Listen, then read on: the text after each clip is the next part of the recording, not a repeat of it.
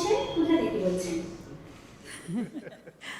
আমি অবশ্য শিশু না, তবে 70 বছর বয়স্ক একটা শিশু বলা যায়। আমি আপনাদের বাংলাদেশের প্রধানমন্ত্রী বলছি।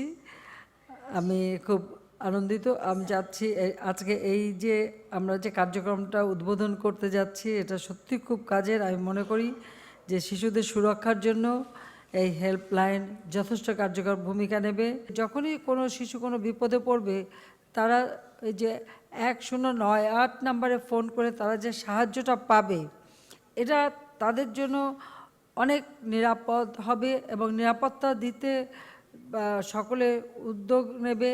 আর সেই সাথে সাথে যারা কোনো অপকর্ম করতে চেষ্টা করবে, তারাও একটু ভীত সন্ত্রস্ত থাকবে যে ধরনের কাজ করলে পরে তাদের সঙ্গে সঙ্গে ধরা পড়ে যাবে বা তাদের বিরুদ্ধে যে শাস্তিমূলক ব্যবস্থা নেওয়া হবে, এ ব্যাপারে তারাও সচেতন হবে।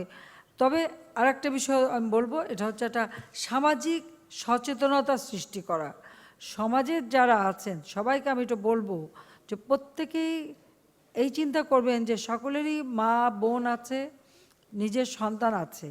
কাজে নিজের সন্তানের নিরাপত্তা দেওয়া যেমন প্রত্যেক পুরুষের দায়িত্ব, আবার অপরেরও ছেলে মেয়েদের নিরাপত্তা দেওয়া তাদের দায়িত্ব। নইলে মানে এটা ভাবতে হবে যে আজকে অন্য একটা মেয়ের ক্ষতি করতে গেলে নিজের বোন বা মেয়েরও ক্ষতি হতে পারে ভবিষ্যতে। যে কোনো শিশু বিপদে পড়লেই তারা সাহায্যটা পাবে।